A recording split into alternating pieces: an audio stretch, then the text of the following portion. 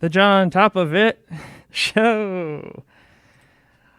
Welcome, everyone, to the John Top of It Show. I am your host, John Meisberg, and today in the studio we have Sarah Moorman, who is a competitive powerlifter and bodybuilder, and also a fitness and nutrition coach here in Seattle. Sarah, thanks for being on the show. Thanks for having me on. It's nice to see you again. Yeah. I actually met Sarah at a music festival, and that's the first time I met her. And she had a dog totem. It said, "I miss my dog," and it had a big picture of her dog, right? Yeah. On the other side. And I think I had a dog totem as well. You did. It's a corgi. And I was like, oh, I feel like this is a friend because she had a dog totem. So, and that's how we met. And then I found out that she has this crazy history with fitness and nutrition. I was like, oh, I got to have you on the show. I got to talk to you about this. So before we begin, I wanted to try something real quick. So get out of here. What I wanted to try is there is this game that I just got. I feel like it's kind of appropriate. It's called Ring Fit Adventure. Let's see if I can get it to come on.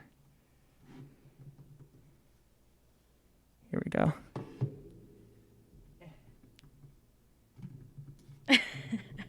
It's coming. There it is. Okay. So this game's called Ring Fit Adventure. It's an exercise video game. And I thought that what we could do is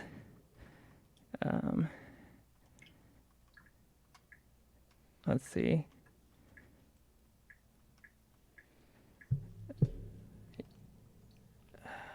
Yeah. This is where we find out I'm a total fraud.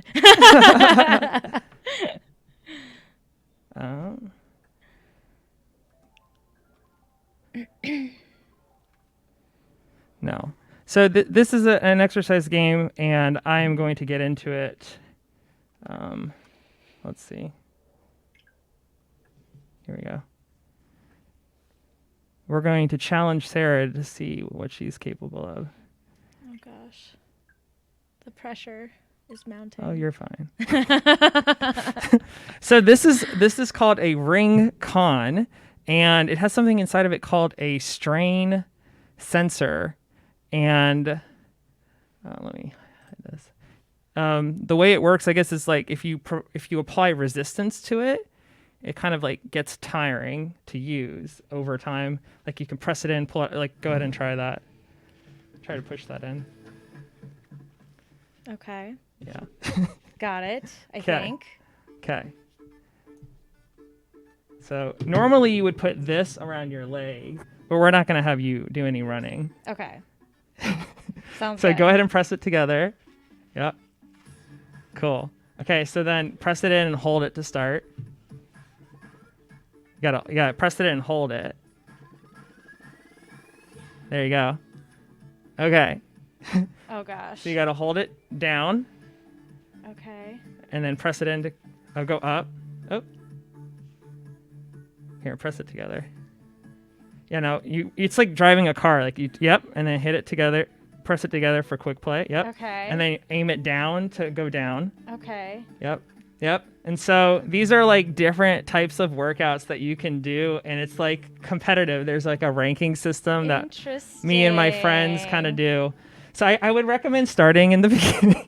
Start on the first one. Okay. So I was thinking like throughout the interview, we can have you do a different one and just like see how well you can do. And you have the benefit. Yeah. You actually have the benefit of wearing a mask because it does make you look a little silly because you're like, but you can't see it because you got the mask on. So like you have that going for you. And plus, there's beer. She was nice enough to bring us a beer. So I think this will be great. Yes. So, why don't you try this one? This is the Pectoralis Major Challenge. How many times can you press it together? Okay. In 20 seconds. So, yeah. So go ahead and press it together.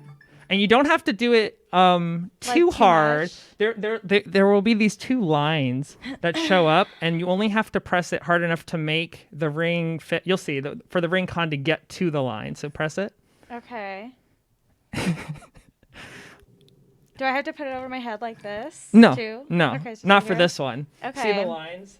Okay. Yeah, so you're going to press it to where these touch the line. So you could just go like that. Oh God. Ready, go. This is so ridiculous. I don't like that. She's killing it. But you might beat our record. Like it already looks like you're probably going to. So you come on, let's see it. Oh, 100. Oh, nice. Oh my God. 105, rank A. Oh my God. Oh, so not the highest score, but it's pretty good for your first try. That's pretty good. It's pretty good. So go ahead and record it. Okay. Sorry, I know you didn't sign up for this when you came Oh my over gosh. here. So like now turn it like a cartwheel. Okay. And just hold it to the right. You can hold it. Yep, and there's you. give you a little profile. Oh my gosh, that's amazing. There, you're in it. I love it. So you can just set it here for now, awesome. and then we will. Cute. I am going to set a timer on my phone, and every 10 minutes, I'm going to make you do one. I was not expecting to get a workout Sorry. today with this. You're right. The mask is really nice to have for this. Yeah, it's just something fun to do. Okay, so ignoring that, you have parents. You have parents that are into working out, and that's putting it like subtly. Like they're really into working out. Is that true? Like your mom is a competitive bodybuilder. So is your dad? Yeah, so my dad did one bodybuilding show. Yeah. But he is mostly just like your stereotypical gym rat, and my mom was the competitor. My mom started weightlifting when she was 16, when her parents got her like first set of dumbbells, and she would do some exercises at home. She just wanted to get stronger. And she started, I think, powerlifting first, where she met like an old-time powerlifter in a gym named Jeff Magruder. And he kind of saw her potential and took him under his wing and got her into powerlifting competitively. And then she did her first like bodybuilding show in her early 20s. And so her whole life, though, she was doing both sports. Wow. Yeah. And so what age did she start again? So she started lifting when she was 16. I can't remember when her first powerlifting meet was, but her first bodybuilding show was like in her early 20s. And how my parents met was in the gym. Oh, wow. Yeah. Where did they have their first date? in a Probably gym. like Emerald City Smoothie or something. I have no idea. And when did you start powerlifting? So I started lifting when I was 13. Okay. And I started competing when I was 14. Okay. Now, something that I thought would be kind of fun to share is this video that I came across on your page. Oh, that, God. Yeah. That's my mom and I. Well, I thought this is awesome. You guys made the news. So they did a story about how, about her experience and your experience as power builders. I think my favorite part of this clip, to be honest, is the skinny like news reporter guy who's like, "Oh yeah, let me show you my guns," with all the people who are actually like strong, and he's just like, "Ah!" He's trying. But where is that? I gotta find that. Yeah, I think that was when we were at a bodybuilding show. And it was Northwest Magazine or Evening Magazine, and they had a guy there at the Emerald Cup, which is a big nationally known bodybuilding show. So what's it like having her as a mom?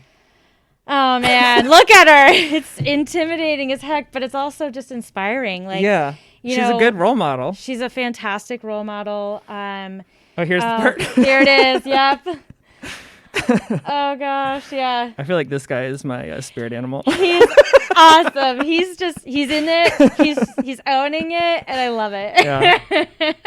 That's my mom's like famous bicep because she just has fantastic biceps. But no, yeah, she's a fantastic role model. I got into lifting because of her. I saw how much like lifting like gave her so much confidence and strength just as a person that I wanted to grow up to be like her. So that's why I asked, hey, what can I start going to the gym with y'all. Yeah. And my mom and dad were kind of my coaches in high school. And then I started coaching myself in college. And yeah, it was a fun time. But, my mom she is still so healthy and so lean. How old is she now?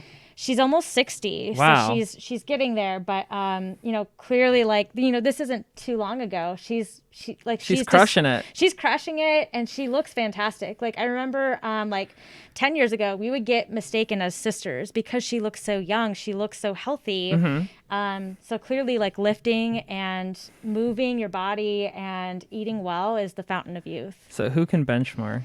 I can bench more. I am, as you can tell, I am a little bigger than my mom. My mom is about 5'1" on a good day. Yeah. And she usually weighs around 100 pounds. So she's tiny. And so I'm 5'3", 5'2.5". Every half inch counts. Well, the typical story that I hear when it comes to women and wanting to build up their confidence is oh, I'm going to go to this taekwondo class that teaches me how to kick a guy in the balls. It's but this is an interest. This is taking it to a whole another level of just becoming incredibly strong as a person. But what would you say are some ways that her confidence was demonstrated in your life that was inspiring to you because of her physical strength? How did that show up in her life, or how has it shown up in your life? I think just the fact that lifting and powerlifting and competing in powerlifting and bodybuilding, they're very difficult and painful sports. Mm-hmm. This isn't something that I don't know. It's not a super casual sport. Anyone can do powerlifting. Mm-hmm. I'm a huge proponent of people doing powerlifting if they want to do it and encouraging people to try it out. But bodybuilding is definitely something that I don't encourage everyone to do. Why is that? There's a lot of issues with eating disorders and body dysmorphia associated with bodybuilding. So I feel so powerlifting is more so about how much can you lift, but bodybuilding is being very strictly lean, judged on your physique, which can become problematic in some ways. Totally. So as you saw in that video clip, when we were in those bikinis and we were tanned and stuff and done up, that's bodybuilding. But powerlifting is the act of lifting as much weight as you can in one attempt, one single rep, according to specific rules to make sure it's a clean rep. Mm-hmm. And so powerlifting, I feel is a little more forgiving and empowering, whereas bodybuilding can be the total opposite, where you're literally going on stage and having your body judged. Mm-hmm. So as you can imagine, that could be really problematic. Kind of nerve-wracking. Both can be nerve-wracking if you have stage fright, or if you just kind of get nervous about having to be under really heavy weight, or be in front of a large crowd of people, or just having anything judged can be hard. Yeah. And does that show up in your life where if you're constantly comparing yourself to the other contestants around you, that maybe it's kind of hard to turn that off once you walk off the stage as well in the rest of your life? Or is it something that you have to rein in, the mentality of you're going on stage to let people judge you voluntarily, but then it's okay, but I don't want people to always judge. I don't know. Yeah. No, that's a great question. So, to kind of separate it out, in terms of powerlifting, I am very much a person that if someone is giving me unsolicited advice on how to perform a lift, on my lifting form, what I should be doing with my program or whatever, I very quickly shut them down. Yeah, I've seen you on social media. You're not afraid to speak up, and I love that about you. That's great. I think that's awesome that you don't take no shit. Yeah, and I try to empower my clients to do the same thing. Whereas, if they encounter people in their life that are saying, "Hey, you shouldn't lift like that," or "You shouldn't lift that heavy," or "You shouldn't do that exercise," one of the cool things about powerlifting and lifting heavy weight is you have this sense of like, hey, I'm really strong. Like I can do things that I didn't think I could do like before. It gives you this sense of confidence and empowerment that leaks into other aspects of your life in terms of going for maybe a job promotion or standing up to a bully or like, an online criticizer, whatever. It gives you a sense of like self-worth in a way that I think can be kind of difficult to cultivate as a woman, and especially so in an aspect like powerlifting and lifting weights. That's awesome. I can't relate to that with weightlifting personally because I don't have a lot of experience with weightlifting, but I can relate to that with running marathons, where it was something that I did not think that I could do. And then once I did it, I then would look at other aspects of my life and be like, oh, well, you didn't think you could do that marathon. Maybe I can do this. Yeah. But I think that that's a great point, that it can show up in other aspects of your life, confidence, and there's a lot of value in that. Tell me about this. You said that you broke a record when you were 14.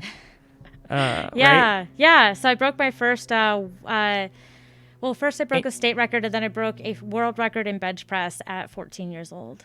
Wow. Yeah. So, that means you have another ring fit challenge. Oh God. Wait, before we get to that, but like to finish that thought, like, so when you say, let's slow down a second, world record, like for your age, for what does that mean?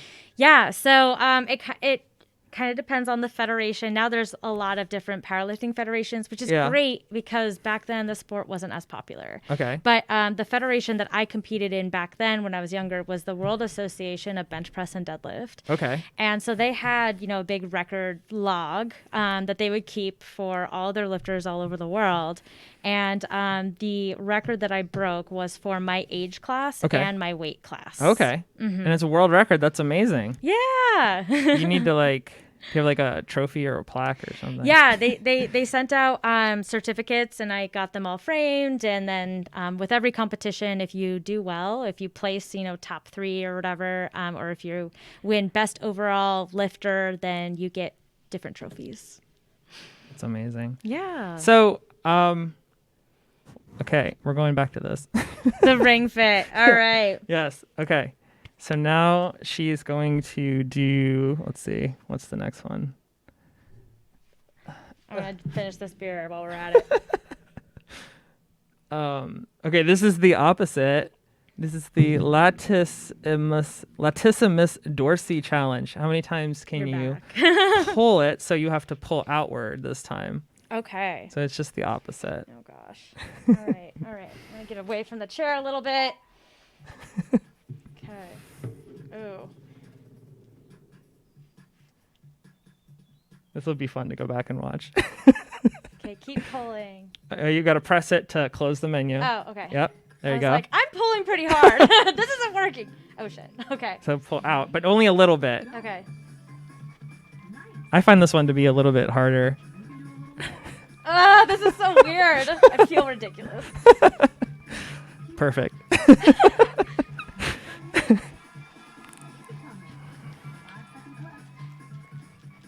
I hope you're having fun.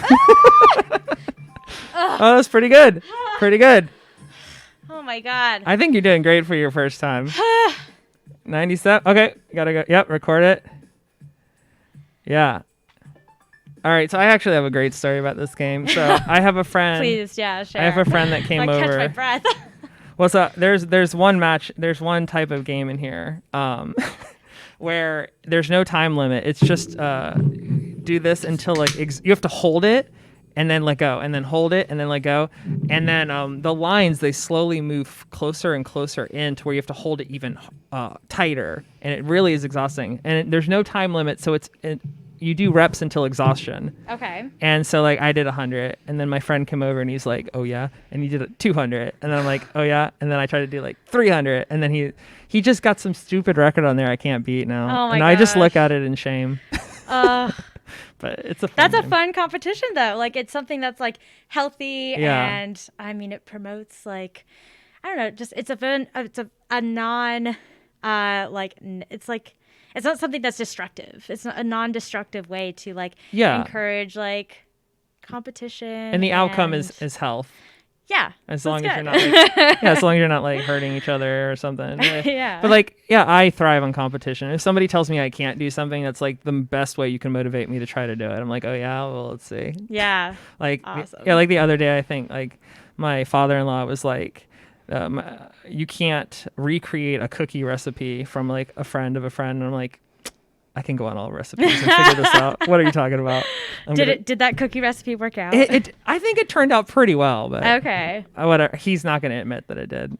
It's whatever. So, let's talk about this. What are some things that newbies should know about the gym that, for viewers out there that are like, oh, I want to get more involved in working out. You're very inspiring, and you've motivated me to like want to. As soon as like I can go to a gym, during COVID, like what are some things I should know maybe from your perspective that you would tell a friend like just starting out? Is there any things that come to mind? Things that come to mind are definitely like if you're totally new to lifting, try to talk to the staff at the gym and just have them walk you through the equipment. It can be overwhelming to see like the rows of different machines and like barbells and benches and dumbbells and setups. I still feel that way. Yeah, it can be a lot to take in. And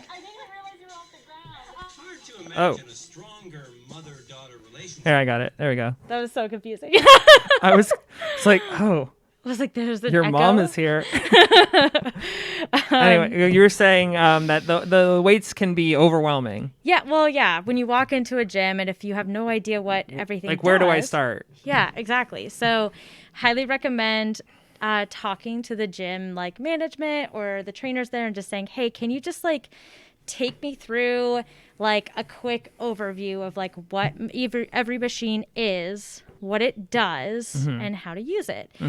They should be able to do that for free. I can't imagine that they would charge their members to be like, yeah, this is what the equipment we have. To at least point at them and say, this is what it's for. Exactly. Yeah. So highly recommend doing that. And then, I mean, if you can afford it, hiring someone to teach you proper form for all of the machines, compound like free weight, barbell, and dumbbell exercises would be really helpful. And then also utilizing that trainer to help compile a plan, like a workout plan or program for you. That way you are working towards your goals in the appropriate way that will actually progress you towards those goals. Okay. A concept that I came across online that I was not familiar with, DOMS, delayed onset muscle soreness. Like something that I guess a lot of people who are quote unquote resolutioners who tend to show up in January and quit by February, that they're like, what's happening to me? Yeah. So do you have any knowledge on this topic? Like it's just basically a way to say like you're sore or. Yep. Yeah. You're extra sore because your muscles aren't used to it. Yeah. I mean, so for example, like I have been, lifting weights for a long time, long time, 16 years. And so for me, I don't really get that sore anymore after my workouts unless like I tried a different exercise or I did as many reps as possible as opposed to like 3 sets of 10. Like if I really like altered the way that I work out, I can experience DOMS. And what that means is someone who maybe works out upper body one day, they won't feel sore until the next day. And that's what DOMS is. What's it like? Is it like squats with the barbell over your head? Is that a squat? The squat is the barbells on your traps, on your upper back. Yes. And it's across your shoulders, and you're holding the barbell, and then you squat down. Yeah, that wipes me out. Yeah. The next day I'm so sore. That kills me. So you don't get sore from that. That's impressive. Yeah, I definitely experience fatigue, but I don't get sore much anymore from my workouts. What would you say are mistakes that you notice that people make besides the things that you've mentioned? Or Yeah. One of the more common mistakes I see people carry out is loading on too much weight too quickly. They don't really nail down their form before adding weight. Yeah. So they develop really poor movement patterns and habits that take a lot more time to then reverse when they're already like up in weight. What do you think is behind that? The desire to just like add as much as possible without caring about form? Is it just like a competitive thing with like your friends? Ego. Ego's like, I could lift this much. I think it's totally ego. People sometimes can't put aside their ego. They just, I think, especially in like today's society, we're into that instant gratification. So like that's why a lot of people will opt for the like quick weight loss diets or like this product and that product. And same with like strength training and like bodybuilding. They will load on too much weight without nailing down their form and understanding like how to do each lift properly and safely, that they want to get strong now. So they'll just like load on the weight. Yeah. So working with a personal trainer in the beginning would help you to nail down that form and then increase your weight in a safe manner or in a more effective manner too. Yep. Yeah. Both.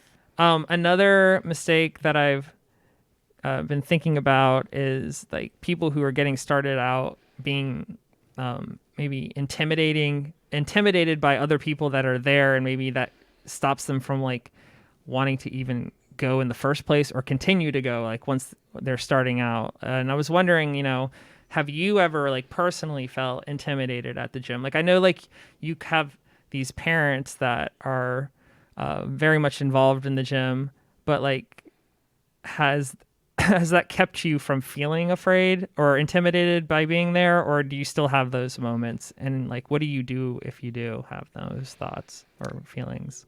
That's a long question. So generally, if I'm understanding you correctly, do I ever feel intimidated? And if so, like I feel okay when I go to the gym. Sometimes I feel intimidated because I'm like, look at these guys; they're massive. They can do so many reps. They can lift so much weight, and I'm just like, I don't feel comfortable lifting. It's hard to just accept the fact that like there's always going to be like somebody else there just like killing it and doing a better job than you, and you just have to like accept it. It's ego, like you said. But yeah, I don't know, like some people, they're just like really overweight and they're like, they don't want people to make fun of them, and they just feel like self-conscious. Yeah. So kind of my advice for those who might feel intimidated about going into the gym is that you're probably worrying about it more so than people even know that you're there. Like I don't really like when I go into the gym, I really don't notice who is there unless I know the person personally, right? Like I'll go in and then I say hi to the people that I know, and then I start my workout and then I'm like in the zone and I'm doing my own thing. And that's what most people are doing as well. Yeah. Most people are too focused on themselves, their workouts, to notice like anyone else. Yeah. And but specifically for like people with like extra body fat or bigger bodies, you are there to do work. And like, I personally am like silently in my brain, like applauding them for being there and doing that, because that is hard. And what they are trying to do though, is like make a step into taking control of like their health or whatever.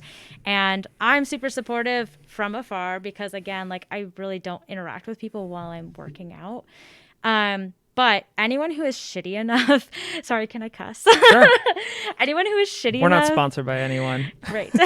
Anyone who is shitty enough to like ridicule or make fun of someone who is overweight at the gym, like it speaks more to that person than about who they are. Yeah, exactly. That's a great point. So I just hope that like, yes, there are meatheads there. Yes, there are people who are like super intense in the gym. I'm sometimes one of those people, I will admit it. I get really angry like when I'm like getting closer to my powerlifting meets, is like I have to like really tune in that aggression to like get the adrenaline rushing and to get my strength up for a big lift.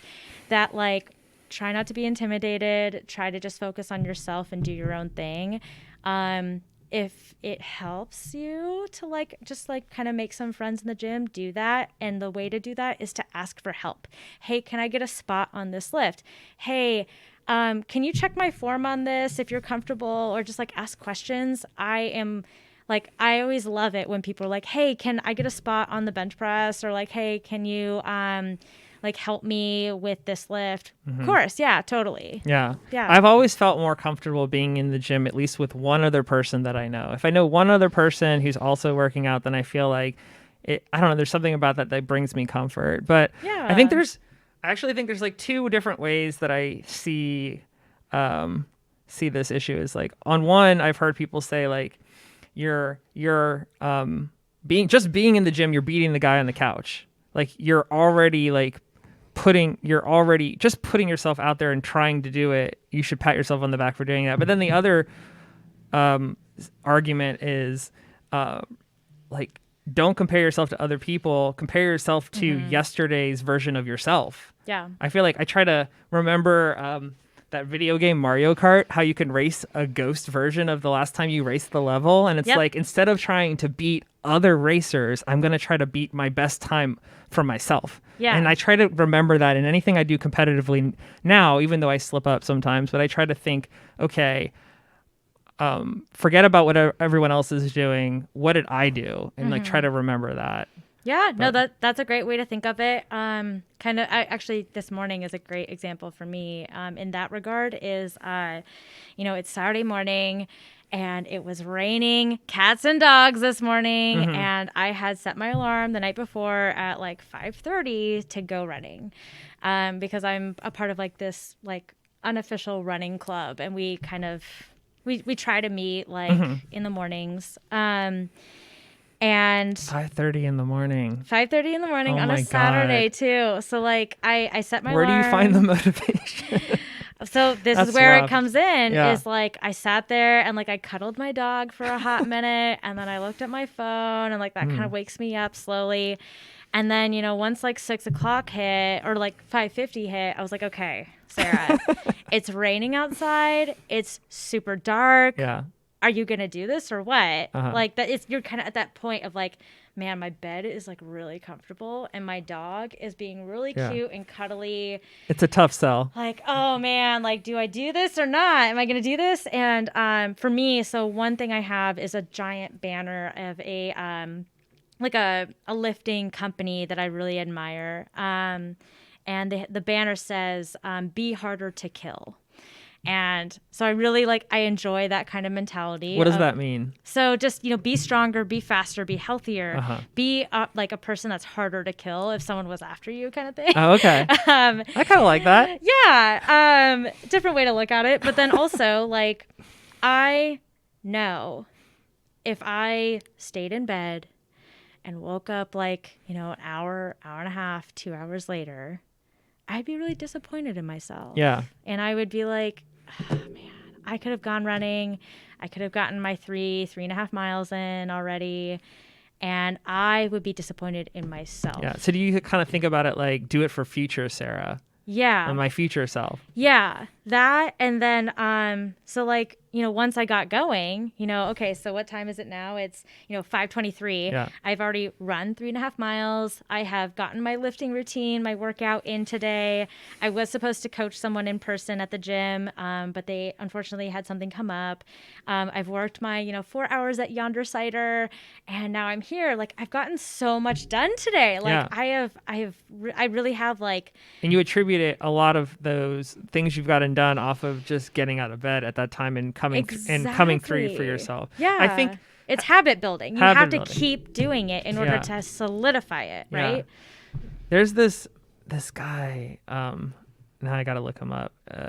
He's like a military guy. David Goggins. Is it Make the Bed guy? Oh, no, I don't know. I just finished this book, Can't Hurt Me by David Goggins, and it's about like mental fortitude.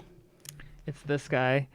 He says, you want to change the world, start off by making your bed. Is Admiral William McRaven. Okay. I heard basically it's very similar to what you're saying, which is that if you wake up and you make your bed, you've accomplished one small thing, you get the dopamine rush of like, oh, I did a thing off my checklist. It feels good. And then it's like sets the tone for the rest of your day. And I think that's kind of like what you're getting from your runs. Yeah. And like, if you want to get it into that, like, competitive aspect is like, when I was working at Yonder today, I'd have people come by and I'm like, oh, so how's your day going? They're like, oh, it's just a nice, lazy Saturday. And I'm like, oh, that sounds so nice. But in my brain, I'm like, guess what I've already done today? Like, I of course, like, weird flex, but okay. But, I think that's the difference between like toxic competitiveness and what like, motivates you. Yes. I am also a very competitive person. Spoiler alert.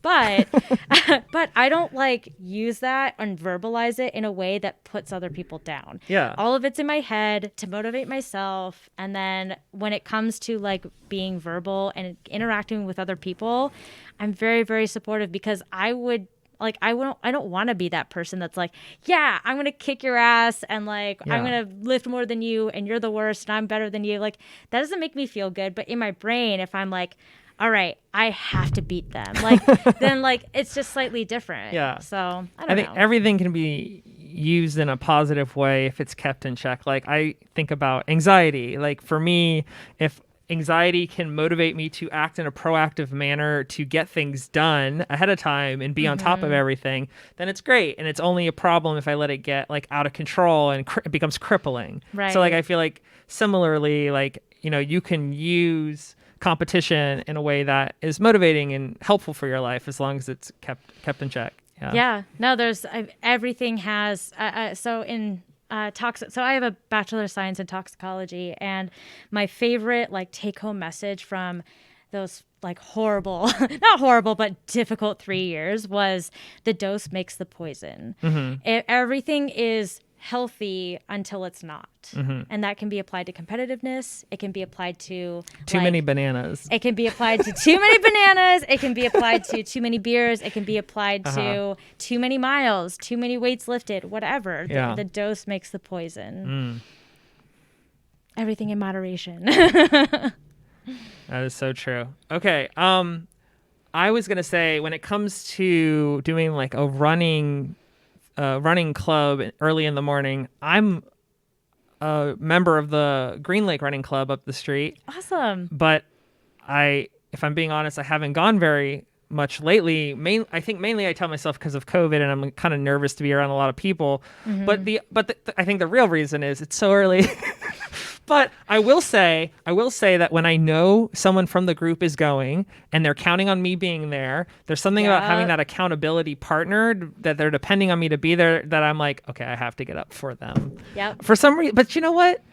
I feel like there's a problem with that. I feel like my accountability partner should be me. Like, why can't I do it for me, but I feel more likely to come through for someone else, I don't know. Yeah. I mean, some people are more intrinsically motivated versus extrinsically motivated, and that's okay. It's just understanding yourself and what motivates you, and then and like hacking that and unlocking that in a way that keeps you accountable and keeps you moving forward and progressing. I have clients who are more extrinsically motivated. They like to hear from me that they're doing well, that they're progressing nicely, even though they can also see for themselves that they're losing weight or that they're gaining strength or muscle size. Like they're not stupid. They can see that. They're observant. But it means so much more when they hear it from me, right? Or I have a client who they are more intrinsically motivated they see their progress and they're motivated by themselves. And there's nothing wrong with either or. It's just kind of like how you're wired. Exactly. Yeah. There's nothing wrong with them. Okay. All right. You know what time it is. Oh, God. All right. All right. Is this okay? Can we keep doing this? What's the next one? Okay. I don't know. Deltoids Shoulders. Yeah, I think you have to do this one over your head. Okay. All right. Like that. Yeah. Okay. There you go. Okay. I'm gonna rest my shoulders. So how do I do this? Okay, keep pulling. So I just over the head, out. and then you pull out. Oh, yes. God. To the white lines. This is gonna hurt. I just know it. I know it. I see this and like, I will say that like I've had like there's actually like an adventure mode where you like go through like video game levels and fight bad guys and bosses doing different workout moves. And I will say like after playing this game for like an hour, I was like genuinely sore the next day. Yeah. So it's actually totally surprising how they've been able to gamify exercise. Yeah. But okay. Yeah, go for it. All right. Oh gosh. Okay. I feel like, should I be standing? No, you don't have to stand. Okay. Ready? I guess. Go.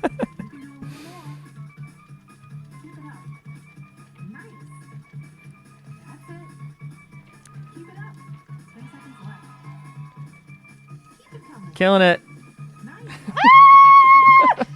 Okay. It's tiring, right? That is tiring. It's too much. Nice, 106. That's third place. That's pretty good. Yay. This is not bad for your first try. Not bad. Thank God. It'd be so embarrassing if I wasn't even making your leaderboard. I wouldn't feel very fit if I wasn't doing all right. You're doing great. Doing great. So beginning of COVID in March, no gyms. Yeah. When did you get your gym back? Honestly, I can't remember, but it had been a couple months, so that's why I started running. Okay. Yeah, so that's how I got into like this running club, this unofficial running club, and started running in the mornings. But now your gym is back. How has that gone? What kind of like extra precautions are they taking to keep you safe? And do you have any concerns with being there? Oh yeah, I mean, so I think in my scenario though, it's a little unique. For my full-time job, Monday through Friday, I work for a medical device company. So I work in hospitals all over Washington and northern Idaho. And so I'm like in sick people like vicinity all the time. Yeah. Some of the hospitals I worked at had, COVID patients in the vicinity, and As I scoot farther away from you. I know. Luckily, like, we're going to do the rest of this meeting over Zoom. But like at the hospitals, they have proper precautions. They have the big bunny suits with the multiple masks and goggles and everything. So it's very strange to then go to the gym where, I don't want to say like the gym crowd is anti-science, but I feel like a lot of them can be anti-science in the sense that like more questioning or more like they just don't care as much. Like people aren't wearing their masks like as consistently. But at my gym, they do have, a mask rule that please keep your mask up the entire time you're in the building. If you're working out, you can have your mask lowered, but then the moment you're done, please pull it back up. As in like if you're doing an exercise, once you're done with your set, pull it back up. If you're going to walk around the gym, have your mask up over your nose and mouth. Well, I've heard some people portray this as like a strength thing, that like you're a weak person if you wear a mask, but I actually think that you're a stronger person if you care about your neighbor. Yeah. If you care about the health of other people, I think that's a way to demonstrate strength. It's not a sign of weakness to care about other people and not want to infect them, right? No, I think it's very selfish when people just won't go ahead and wear a mask. But so at my gym, luckily, they've been pretty good about enforcing the mask rule. I have become a little testy about that, where me and a couple of the other like coaches in the gym will tell people, hey, please put on your mask. And I've gotten into a couple altercations over it, which sucks, but whatever. I care more about my health than getting into a fight with some guy at the gym. And then they have like plenty of bottles of like sanitizer everywhere and wipes everywhere. And then they're asking everyone, hey, wipe down everything in the area when you're done in that spot. Yeah. So they're taking precautions and the other thing is they have a big garage door that they open up when it starts to get busier, just to keep air circulating, which is great.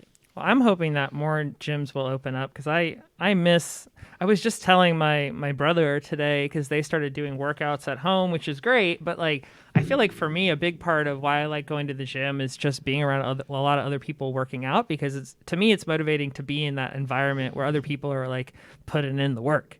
And it's just kind of nice to be around it. But it's harder for me to find the motivation to do it by myself. But I have personally looked into trying to get like some kind of like at home gym to do some strength training.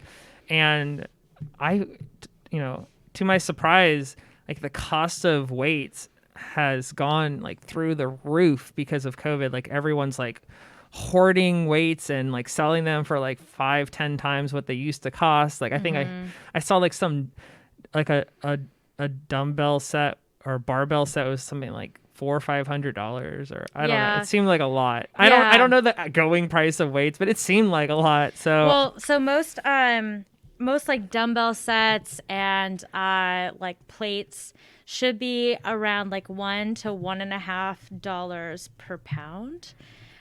So yeah, finding people that are charging like, I don't know.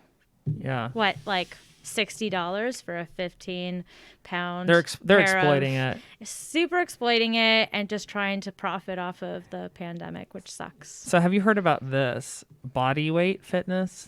Yeah, I have. This is something that I've been recently trying to get into, just because of the frugality of it all.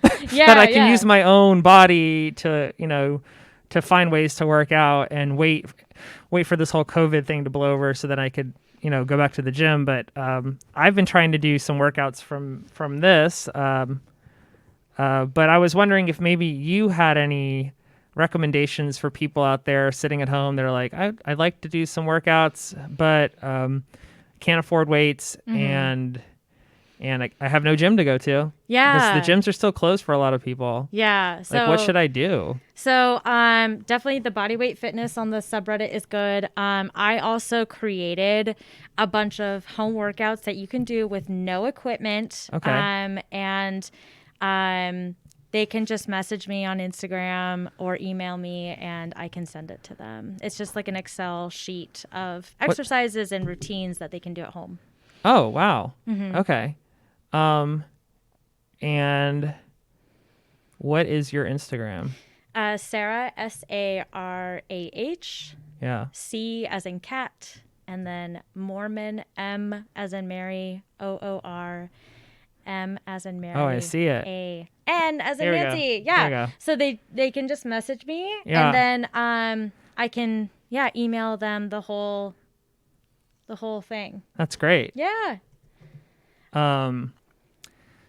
So what about tips? Are there any tips that you would provide to people around working out at home? Oh man, just try to be consistent. Like try every day or every other day to get some kind of movement in, whether it's going for a walk or going for a hike or doing something at home just to get your heart rate elevated. Because the act of like elevating your heart rate, getting your blood moving at a faster rate, contracting muscles and breathing harder is good for you. Helps lower your blood pressure, helps improve your cardiovascular health. There's just so many benefits to just moving your body in some capacity that just try to find something to do to get your, like, even if it's housework, like just like spending some time doing some vigorous like mopping, like some kind of like activity is going to be really good. I found that exercising in the middle of the work day, like on a lunch hour or something like that, helps me be more productive in the afternoon than if I don't do something like that. Yeah. So it does something for my brain. Yeah. There are a lot of people who, so that's where it kind of gets a little specific. And what I'll say is find out what works for you. If you are someone who can work out in the morning, do it in the morning.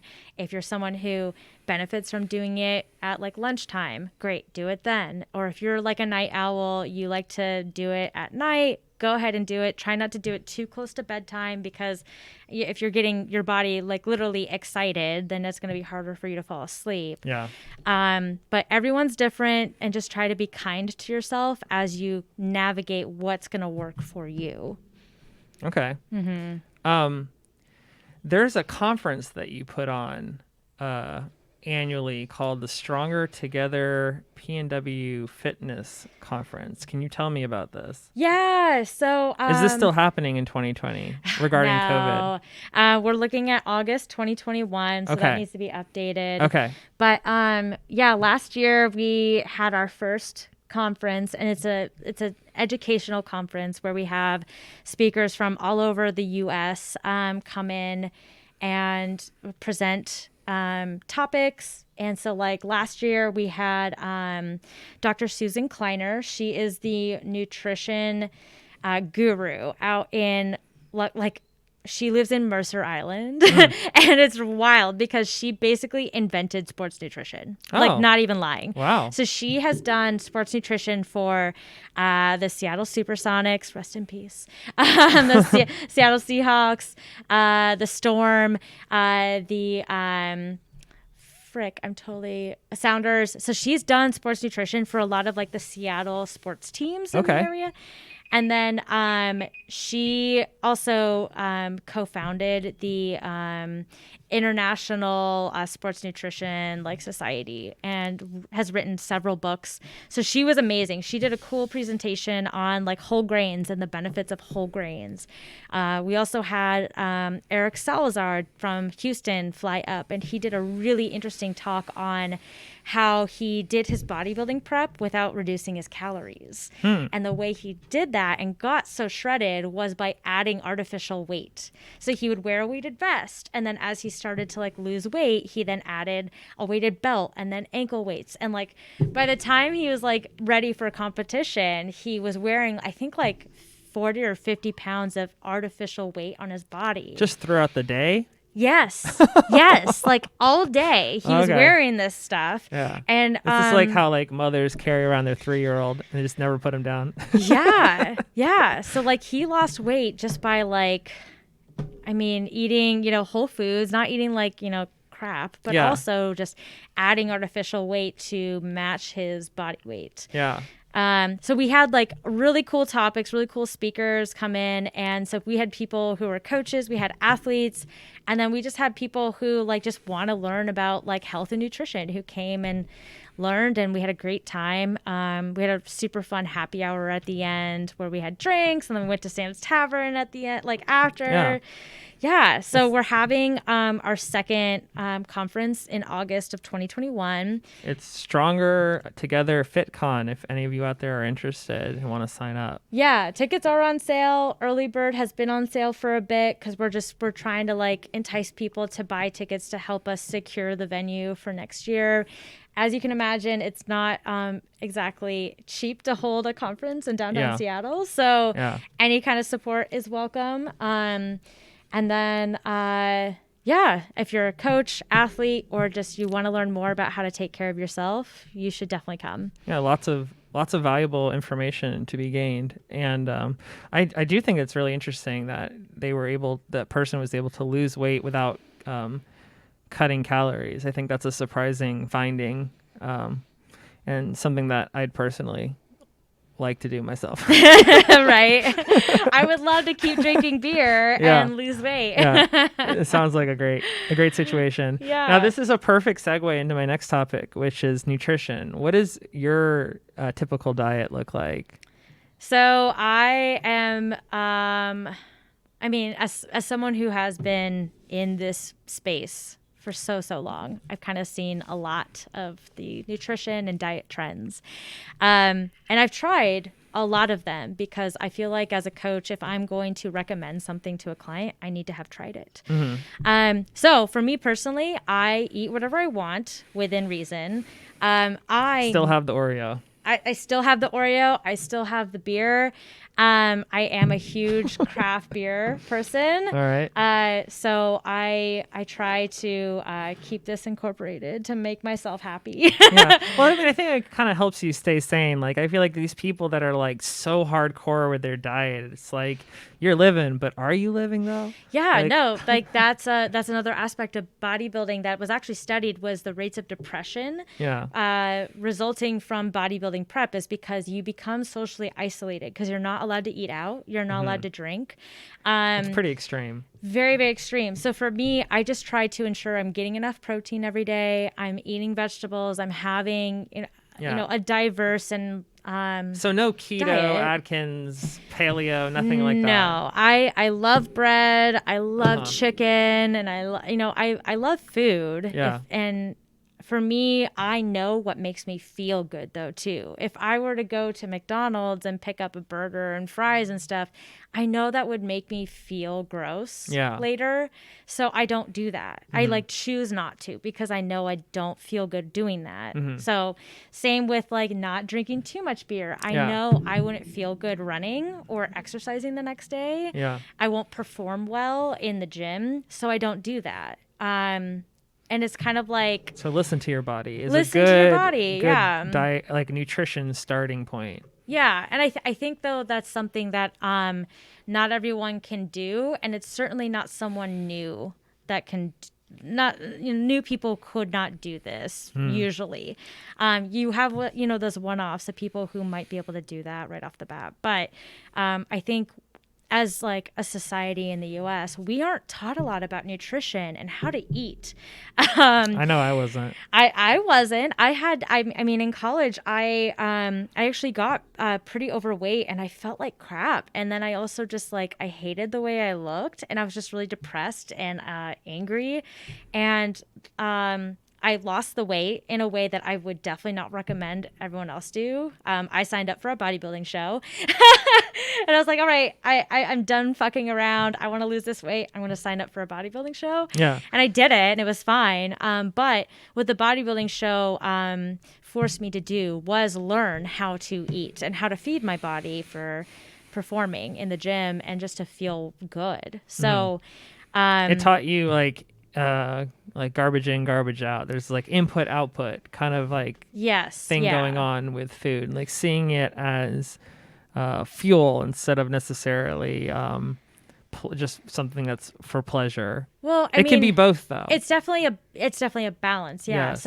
So the dose makes the poison. Yeah. Beer is not necessarily a fuel, but I actually went to a interesting comedy talk by Dr. Anna Lepley, who she talked about the benefits of beer in like lifting and like bodybuilding and stuff. So so the dose makes the poison. There's only so much beer that I can drink before like it starts to negatively affect my health. Yeah. And so in this case, I'm able to eat in a way that seems more free, but I'm always prioritizing protein. In my head, I'm kind of keeping a tally of like, all right, how many servings of vegetables and fruit have I had today? Yeah. And I kind of try to lean and gravitate towards that because I know it's good for me and I know it'll make me feel good. Have you ever struggled with overeating? Because I think that's something that is, I think a lot of people out there, including myself, deal with in the sense that like you get your hands on something really tasty and then it's like I don't want to stop eating this thing. I think my wife and I, we recently just discovered Beecher's mac and cheese at Costco. You just discovered that? Are you kidding me? It's always been there. I knew it was there, but I had enough self-control to never like buy it. And then what happened is we finally got it and we're like, we'll just put it in the freezer for a rainy day, and we're just really like not feeling it. And then we had it, and ever since we had it, we're like, oh no, I want it like all the time. Yeah. But the problem is just like some things are just too good. Some things are just too good. And it's like, it's very difficult to limit yourself. And I think some people have more self-control than others. One of the things that I've been trying to do personally is smaller plates. Yeah. To try to trick myself into thinking it's like I got more than I actually did. And I also try not to eat while watching TV. Like I try to look at what I'm eating to try to think about like the entire experience, so it's not just like mindlessly going inside me. But do you personally, first of all, have you ever dealt with this? Do you have any advice or like hacks of how people could try to eat less calories so that they can achieve their weight loss or fitness goals. Yeah. So definitely in college, I had that issue where I was eating way too much and I was eating too much of like shitty foods. Yeah. And so, now I again, I kind of learned that like, whereas some people don't find the gym like a fun activity. It's, for me, I'm like, oh yeah, I need to go to the gym. I need to work out. Not everyone's going to be like, yeah, I can just skip it. Like when I go to the gym, it makes me feel good. When I eat chicken and vegetables with like maybe some barbecue sauce on the side, like last night I literally had some grilled chicken, like I sliced up, and then I had some barbecue sauce, and then I had this like vegetable mix that I bought out of Costco, which is actually really good. It's like broccoli, zucchini, peas, green beans. Oh yeah, I've had that. Yeah. It's delicious. Yeah, it's pretty good. So I made that. It's easy. You just throw it in, and it's good. Yeah. Like so hack for that stuff. Get like the Thai chili sauce. I put like a little bit of it in that while it's cooking. So good. It just adds a little touch of sweetness to like accompany with like the zucchini and stuff. Anyway, it's turning into Sarah's cooking show. But what I also did last night was before I had the chicken and the vegetables was I had I was in Spokane for work this past week, and I went to Panera for breakfast, and I grabbed one of their kitchen sink cookies, which I don't know if you know what those are. I don't, but it sounds good. They're delicious. They're these giant cookies. Like who makes it? Panera. Okay, I'm gonna look it up. And they're delicious. They've got like big chunks of sea salt on the top, and they've got like pretzel and chocolate chips and like I think like caramel and stuff in it too. It's amazing. But you know how many calories are in those cookies? Oh, that looks good. 800 calories per for cookie. one. For one Shut up. cookie. Shut up. I'm not kidding you. 800 calories per freaking cookie. You know what that reminds me of is the Outback Steakhouse bloomin' onion. Oh, the onion. Bloomin' onion. That I remember so eating one of those. I think I got one like on a date with a girl, and then she had like one bite and I ate the rest of it. And that was like just the appetizer. I'm like, oh, whatever. And then I remember feeling sick, and I'm like, why did I feel sick? And then I looked up the calories. It has. Wait a second. Hold on. Bloomin' onion, yeah. No, here we go. This a truly terrifying amount. It has 3,080 calories. Oh my god. 3,080. Yeah, so no wonder you felt sick. Oh, the original's 2,000, and I think some other special dish is 3,000. But 2,000 is a lot for an appetizer. Yeah. So right? I think for me, like, over the years where I really honed in my diet is like remembering that sick feeling and thinking, it's not worth it. I don't want to feel like crap. I don't want to feel sick. That's how I stopped myself from drinking too much too. I try to remember like, ooh, I did not like that hangover. Yeah. So for example, with that like Panera cookie, I first cut it into fourths. Okay. And then I took the other thirds and I put them away in my fridge because I like those cookies cold.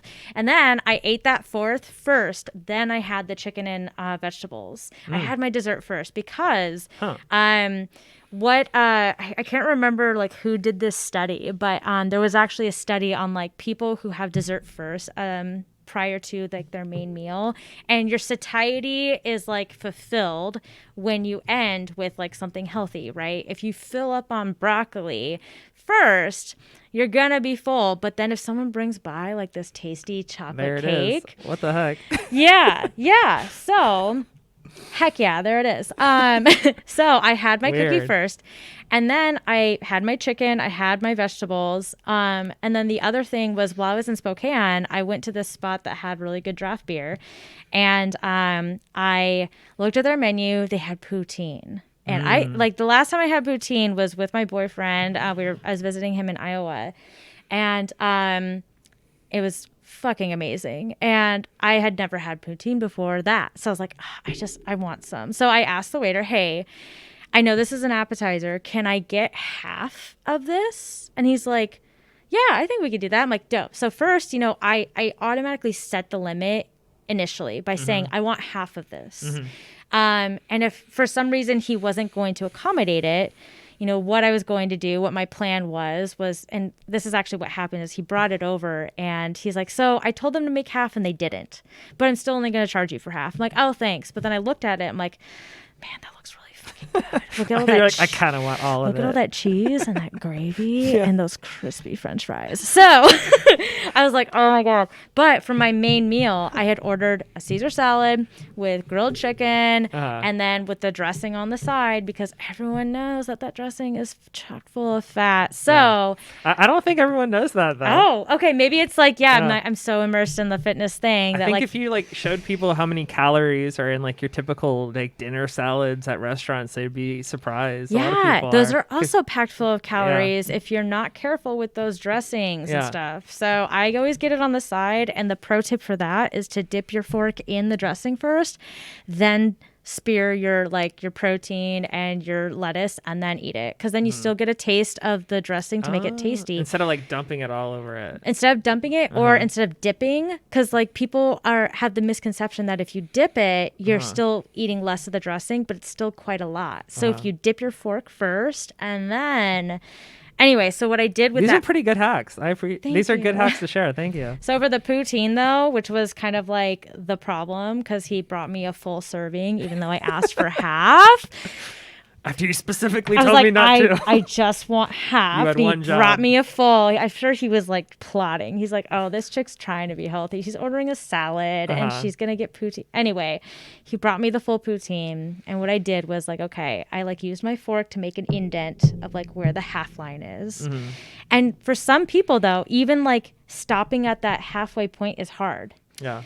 For me, it was hard. So what I did was I took the salt and pepper and I just dumped it on the other half. I like dumped so much on the other half that it was inedible, right? Oh. And then when I got to that point, I was like, that's going to be so disgusting. I don't even want that. So then I pushed the plate across the table, like all the way across the table. Yeah. So I couldn't even reach it anymore. So then when the waiter came by, I was like, oh, are you done with this? Like he was kind of joking. I'm like, yeah, no, please get it out of my face. So you basically destroyed your option to even have it. Exactly. So this is something that I forget, leaders of soldiers used to do, where they like destroy the boats after they would get off the boats to like go into battle. They destroy the boats that they came off of so that they couldn't go back and like run away. Oh my God. And it's like, so you had to go into war. It's Jesus. Like, it's like, so, but like killing, like stopping your ability to go past to sabotage yourself. Yeah, exactly. So if you have to play those tricks on yourself, fucking do it. Like if you, that's the thing, like everyone is different. I have friends and I have clients who have better self-control than I do, and that's awesome. I know myself well enough that like if I didn't ruin that other half of poutine, I would have just finished it and felt bad later. Like I would have not only felt bad as in like my stomach probably would have been really mad at me, but also I would have felt guilty, and I would have been like so just like disappointed in myself, saying like, yeah, I told myself I was only gonna eat half and I didn't. Like, yeah, what the fuck? So again, you're doing it for future Sarah. Exactly. Yeah. Cool. So thanks for sharing those self-control hacks. What would you say about misconceptions about nutrition? Like there's a lot of people out there thinking, oh, fat's bad for me. Some people are like, oh, carbs are bad for me. And or like almost everyone I come across thinks they're allergic to gluten. Why is there so much confusion and debate around nutrition still in 2020? Like we have so much information, we have so much, access to education. Like why is this still such a debate? I don't know. What do you think? Well, so to answer your first question of like, what are some of the misconceptions? We would have to like have a whole nother podcast on that because there's so many. Like you already kind of listed some earlier. Like, are carbs bad or is fat bad? Like, welcome to part 2 of the John Top of It podcast. We're gonna go over the myth busting episode. Yeah. There are so many misconceptions and myths out there, and I think it's because what sells is something that like grabs people's attention. So like when someone reads a headline that says, "Oh my God, carbs are bad," oh my gosh, and they click to read this article, and then that someone says, "Yeah, so carbs are bad. This is why." Yeah. Hire me or buy my program so you can learn how to eat without carbs, because that's going to help you lose fat. But isn't also part of it, though, that some people do have success following these specific diets, and then people are like, well, it worked for this person, so this must be what everyone should do. But maybe it's that there's lots of ways that can work. There's more than one. So that's the other thing, is not only are people capitalizing on misinformation in order to sell themselves as being like an authority figure of saying, hey, I know better, but also everyone is different. You know, I prefer carbs. I prefer beer. I prefer a certain way of eating. I like, for example, today I had a big like brunch. I didn't have breakfast. I ran on an empty stomach. And then I went to the gym and I lifted on an empty stomach. And then I came home and I had a very big brunch. Yeah. And then I haven't had lunch. I just kind of worked through the day and I'm fine. I'm not hungry. And then when I get home, I'll have dinner. So I had 2 meals. Whereas like on the other spectrum, you might have someone who's like, you have to eat 6 meals a day in order to lose weight. And then you have someone else who's saying, I did lose weight by eating 6 meals a day. Yeah. And like, here's my progress to prove it. So everyone is different. And I think, again, where people kind of get frustrated, and it's like, it sucks. I don't like people struggling. I don't like, you know, people being taken advantage of. But people do need to kind of go through a trial and error period of figuring out what's going to work for their lifestyle. Doesn't this kind of get back to listen to your body? Yeah. And I think the problem is, though, not everyone knows how to listen to their body, right? Like, how do you listen to your body? I mean, like sitting here, like when we were talking about the chocolate chip cookies, my stomach growled. It like literally did growl. But I know I'm not hungry. It's just I'm thinking of this like delicious chocolate chip cookie that I have in my refrigerator. I think about like I sometimes will have oatmeal in the morning, and it's not my favorite thing to eat, but it makes me feel full, and I feel like I have a lot of energy from it. So like that's my way of saying like, oh, this works for me. Yeah. But then I went through a period in my life, Sarah, where like I got sucked into like, oh, keto is the way. You want to, it's like, do you want your brain to function better? Do you want to like rein in your ADHD a little bit? Like people were saying like, I hate that. People were like keto will help you cut out the carbs and just do a high fat thing. And then I discovered this, you know, the subreddit for it, where there's all these people that are like, hey, I used to weigh 500 pounds and I lost 200 pounds in a week, or like in a month or a year. There's like lots of examples of people where it worked for them. And I'm like, oh, they lost a lot of weight. They're feeling better. Their brain's functioning better. I'm like, this is the way. And I did it for a while, but you know, I actually found myself having a lot less energy. I know, and I always got frustrated because people were like, oh, you just have the keto flu. You just got to get through it. Yeah, they're dismissive of your experience. Well, yeah, they were. And I think that maybe, I don't know. I never felt like I had the same amount of energy that I did eating carbs when I would like go for a run. Oh, yeah. And when I went back to just trying to eat like a whole foods based diet and try to cut out all the crap, I felt a lot better. But I don't know. It is frustrating because I think the average person out there just wants someone to say, hey, John, if you just do this, you'll be on the right path. Just do this. And then like knowing your parameters, it's just a nice place to be mentally. And I think it's frustrating as the average person to be like, there doesn't seem to be any like definitive path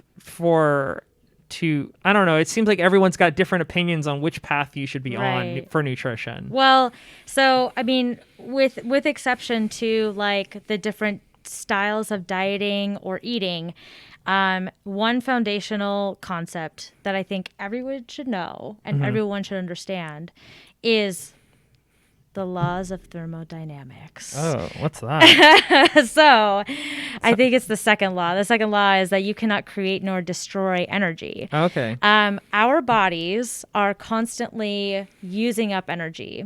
this beer is giving me energy in the form of calories. Okay. Our bodies burn that energy through calories, whether that's through protein or carbohydrates or fats, or a combination of all three. And then how that varies though is, maybe someday you're more active than another day. So that so for example, today I went running, I lifted weights, I was on my feet all day. Let's just say today I burned 2,300 calories. I'm a small person, so that's not like an overreach or underreach in any capacity. However, if tomorrow I slept in, I really didn't do much, I kind of watched TV with my dog, it wouldn't be crazy to say that I only burn 1,500 calories tomorrow just by operating and living and doing my thing. So to take that into account, by burning this much calories, if I were to then eat, let's say 2,000 calories today, I would be in a deficit of 300 calories. So today I burned 2,300 calories, my body did, just by doing all the things that I did today. And I ate 2,000. That's a deficit of 300. So what that means is I have eaten less. I've taken in less energy than I have exerted. Mm-hmm. So that means my body would then be tapping in to my fat stores to release more ATP, so I had the energy to continue living and doing my thing that day. Now, if tomorrow though I sat around and relaxed and recovered, and my body only maybe burned 1,500 calories, but I still ate 2,000 calories. See where that weight gain can happen? Yeah. So I then have a caloric... And it's subtle too, that it's a slow aggregate of your daily increase. And then you're I gained a pound all of a sudden. Did you though? I have a caloric surplus of 500 calories. So if I were to average those 2 days where I was in a deficit of 300 on this day, 500 surplus on the next day, that means I still have a surplus over average overall of 200 calories. And that's how slow weight gain can happen. Now for the people who maybe they woke up and they were suddenly a couple pounds heavier, please take a look at how much water you drank, how much sodium you took into. Maybe they just had a lot of soup. A lot of soup, a lot of salt, because then our body retains all that water. Even the amount of carbs that you have on one day versus what you're normally used to taking in, because the storing of so when you take in carbs, your body breaks it down. I'm going to get super nerdy for a second. When your body takes in carbs, it breaks it down to produce ATP, right?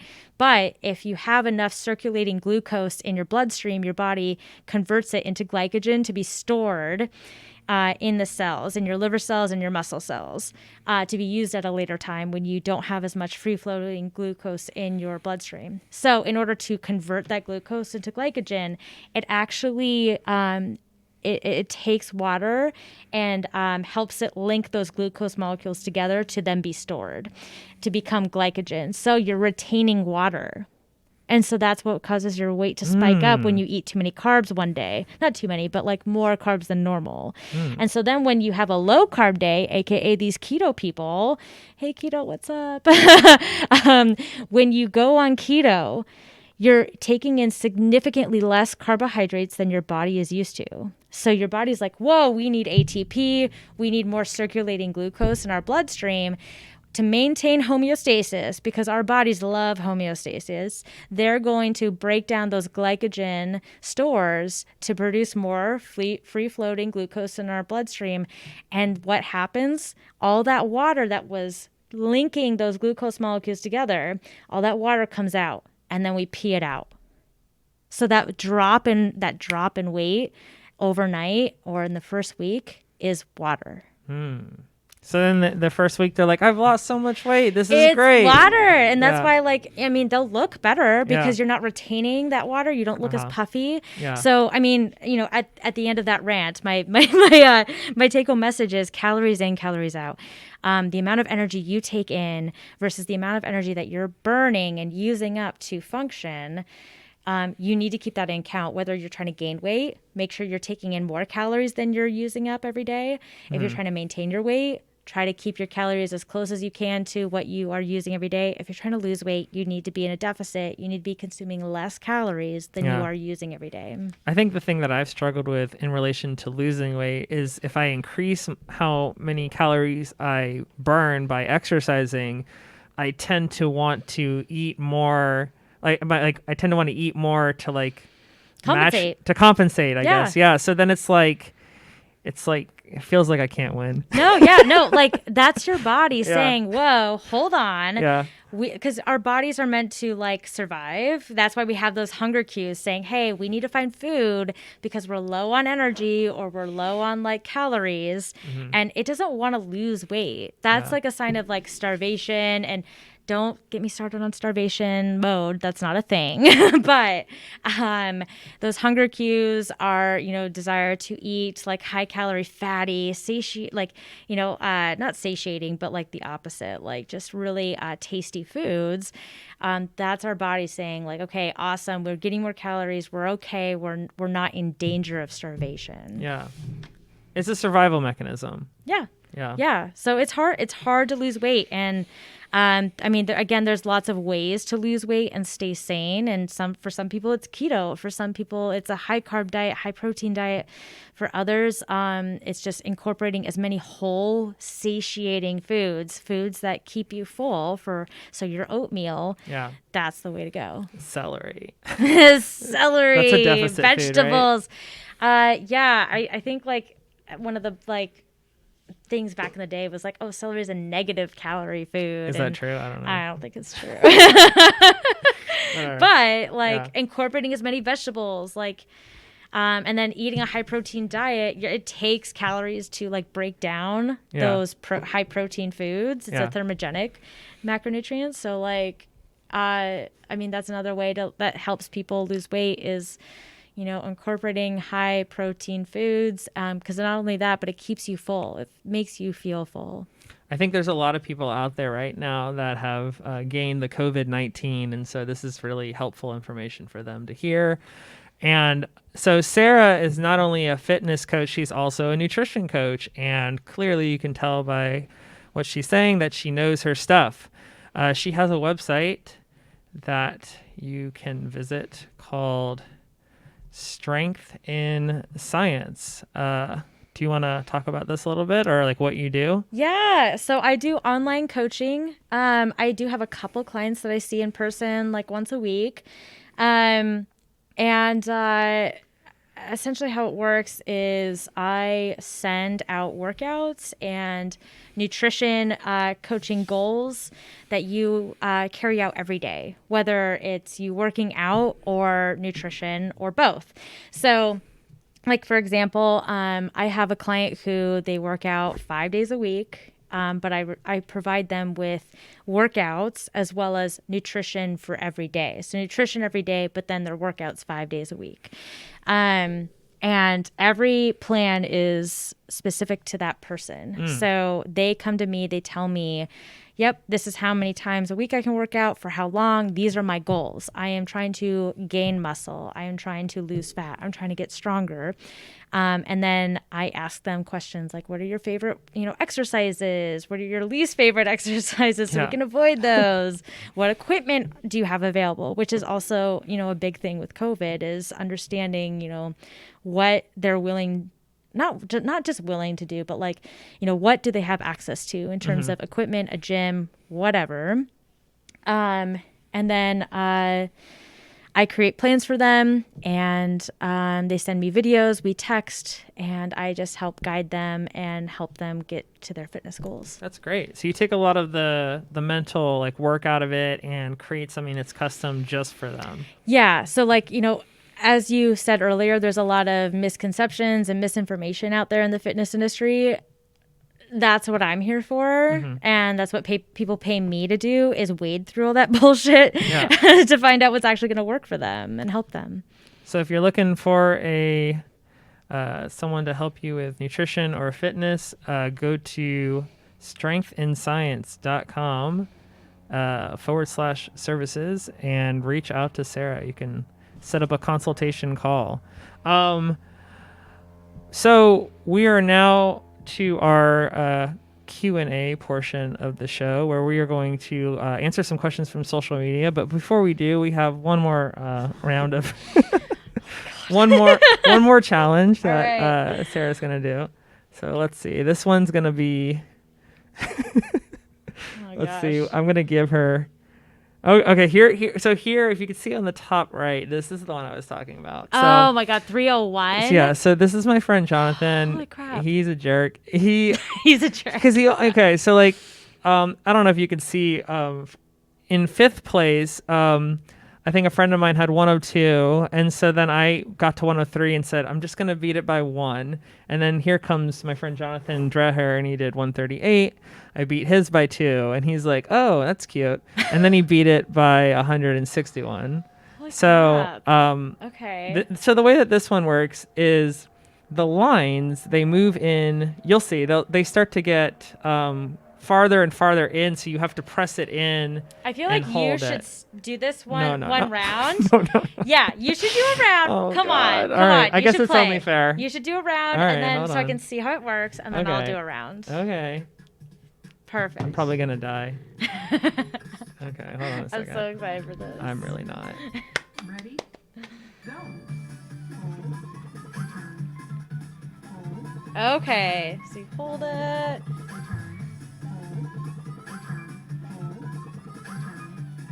Interesting. Okay. So you're flexing and you're holding it. So it's isometric holds. Got it. Yeah. Hold it. We might be here a while. Maybe you can ask me questions. My initial thought was I would do the whole, like, okay, I don't know if you've ever seen this show on YouTube where they interview people while eating spicy chicken wings with hot sauce. I love that show. Yeah, and then God. like each chicken wing is a little bit spicier, right? And then they get to like the final question and they're eating something that's like ghost pepper spicy. So I was like, oh, I'm going to have Sarah just do this the whole time. But I'm like, my wife was like, no, that's cruel. You can't do that. I'm like, okay, well. Because see, like, I'm on, what, 30? He did 300. I can't. There's no way I'm going to. I can't do that. Yeah, what? Yeah, I can't. Jonathan, if you're watching, I hate you. Yeah, this would be forever. There's no way. But honestly, I really do feel like I'm working out right now. Like, I feel a strain. Oh, yeah, for sure. It does not feel good. Oh, my God. Oh, and it's going faster now. Do you see that? Yeah. Okay. Ugh. This is a lot of pressure because it's like on a live stream. So, is this what you've been going through, Sarah? I'm sorry. Yes, there you go. I'm sorry. I apologize. Yeah, you're so rude. So how long have you had this ring for? Maybe like 3 or 4 months. We got it, during COVID. Just like one of the ways I could find to work out at home. Like, I have the DDR machine as well, and that's like one of the ways I get cardio. I go on runs. Mm-hmm. I've been trying to do the fitness thing where you use your body weight. Mm-hmm. But this is just another way to like try to incorporate some kind of physical movement, so I don't know. No, I love it. This is super cool. I'm trying to die later. Trying to live a little bit longer. Yeah, for sure. Be harder to kill. Yeah. Die a little later. Yeah. That's going to be the phrase I put on top in my bedroom. Die later. Die a little later. Die a little later. A little later. Oh, man, that's great. Oh. Yeah, I'm like watching you. You're like got some veins popping out on your forehead. This looks painful. Is there any shame in me stopping at 100? Do I have to keep going? You have to keep going. How about we both do 100? Come on, you got this. Let's go. Come on. You got this. You can't stop. You can't stop. What does this show become? I don't know. Oh, no. Keep going, keep going, keep going. Not allowed to stop. Let's go, let's go. Gotta work off that beer we had. I only had like a couple sips. Wait, I passed one of my records, but wait, what did I have? 140? Yeah, you had 148, I thought. 140. Or no, was it 140? And then your friend had 138. Come on, you got it. He had 301. I know, but keep going. At least beat your old record. How Come about on. that? That's a good goal. Yeah. You're almost there. Yeah, we'll see. You got it. Come on. I believe in you. You got this. I love this. This is so amazing to watch. It's amazing. I regret everything. So how long have you had the bikes though, too? The spin bikes? We got those. You're almost there. Come We got on. those during COVID. You know, what we did is we put a Chromecast on the TV and we Chromecast like Peloton style videos on there without having to. Come on, keep going. Wait, I passed it. I passed it. Go. Can I stop? Go. So you put Chromecast. You do Peloton stuff. You do Peloton. Yeah, and so like Pelotons are like $3,000, you know. Yeah, and so they're like so we got like a workout bike. Okay, I gotta stop. Are you dying? I'm dying. Oh. Woo! New record. Look at you. I did get a new record, but I did not beat the champ. But it's okay. 3:01. I think we would be here all night though if you tried to do that. Oh my god.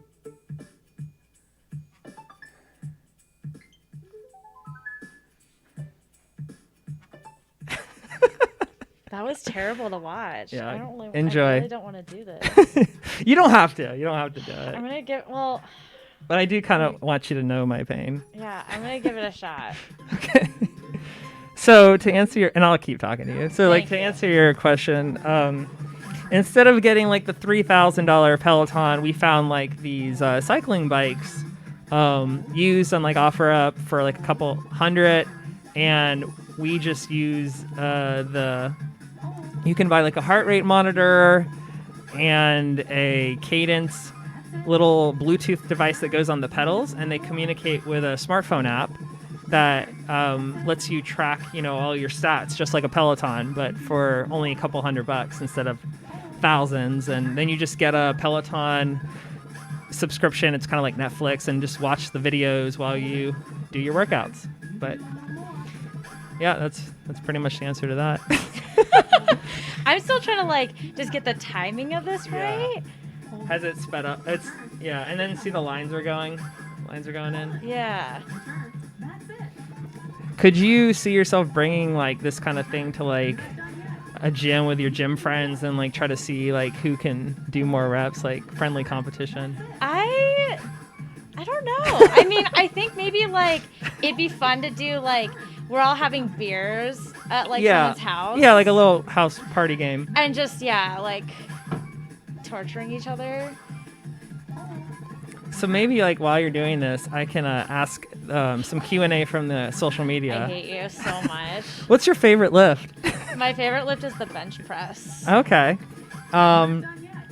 What's your favorite accessory exercises for the big three? What does that mean? Oh my fucking god. So the big three are the squat, bench, and deadlift. Okay. And oh my god, I'm already in pain. Oh, now you know I'm a powerlifter because my cardio and like, oh my fucking god. Okay, I'm about to swear a lot because this is really painful. So for the bench press, my favorite accessories are like anything that's like super tricep because, oh my fuck, this is stupid. Oh my god, I can't even think. Yeah, that's hard. This is the worst. Yeah. Because triceps are used a lot in the bench press. Uh-huh. Also, incline dumbbell bench press is really good for the chest as well as triceps. Now you know why I stopped at 150. Fuck! This noise. This sucks, right? Oh my god, this sucks so bad. Yeah. Oh my god, for squats. Uh-huh. Fuck! Oh my god, I want to get to 100 so bad. Oh, you're gonna do it. I don't know, man. Can you believe 301? No, I What a- want to like what a see. the person? The video. Oh, I have it. Oh my god, I can't do it. Oh my god. Oh. That was a good first attempt. Oh, it's an A+ ranking. There you go. Oh my god. That was so bad. Ah. Like even. Oh my god. Yeah. I commend you for making it as far as you did. And plus, you know what? To be fair, I will have to say, to be fair, you've done like 4 workouts before that challenge. I and also didn't ran and lifted weights yes, today. yes, and I didn't do anything. So good job. Oh my god. Okay, so what were we? Okay, so favorite accessory lifts, right? For the big 3. Yeah. Okay, so now that I can actually think a little bit. It's hard to talk and work out. Well, I also I even said it to my client today, because they called me on the phone to cancel, and I was like, oh yeah, no worries. And they started to tell me like what days they're available, and I was finishing my workout, and I just said, hey, Tori, you gotta just text that to me because I'm not gonna remember. And the truth is, like, I pretty much go brain dead when I'm like in the middle of my workout because I like push myself so hard that like my brain shuts off. But so, oh my god, I gotta shake that out. So for squats, favorite accessory lifts. So I have like favorite lifts that are like good for me, and then I have like favorite accessory lifts because I think they're fun. Okay. So let's hear both of them. Yeah. So, something that's like good for me, I think, is like pause squats. So where I'm doing like a barbell back squat, but I pause in the bottom for like 3 seconds, and then I stand back up. That sounds painful. It's very painful, very difficult, but it's good for me because my weakest point in the squat is in the hole, aka the bottom of the squat. But like accessory lifts that are good for squats, I would say are like split squats, like Bulgarian split squats. It's where you elevate one foot onto like a bench, and then maybe you'll have like some weights, maybe you won't, and then you do like split squats, and then you switch legs and do that. And then for the bench press, I would have to say like dumbbell incline bench press is really helpful for increasing your bench press, because not only does it help with building your chest, but it also helps with building your triceps.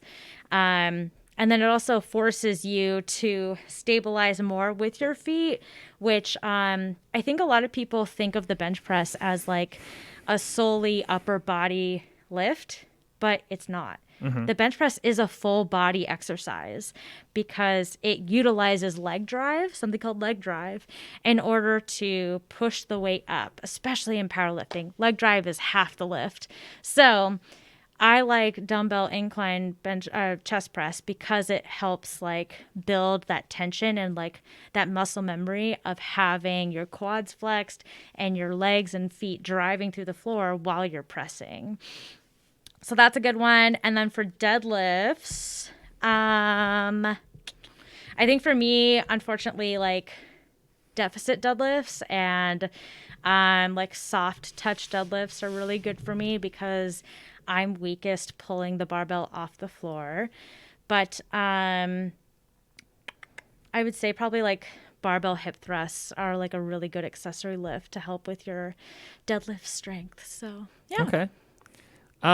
More questions from social media. What are the biggest coaching differences between men and women? Oh boy. So coaching differences between men and women. I feel like, so most of my experience, I will say, has been coaching with women. I just haven't gotten a lot of men who have inquired to work with me, and that Do you think males tend to prefer a male coach?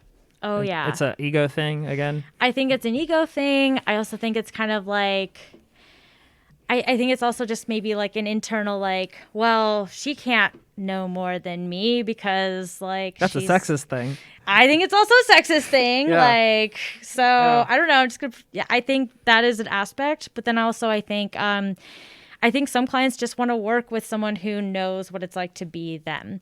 So why, a lot of women want to work with trainers who are women is they can identify with the struggles that they might encounter.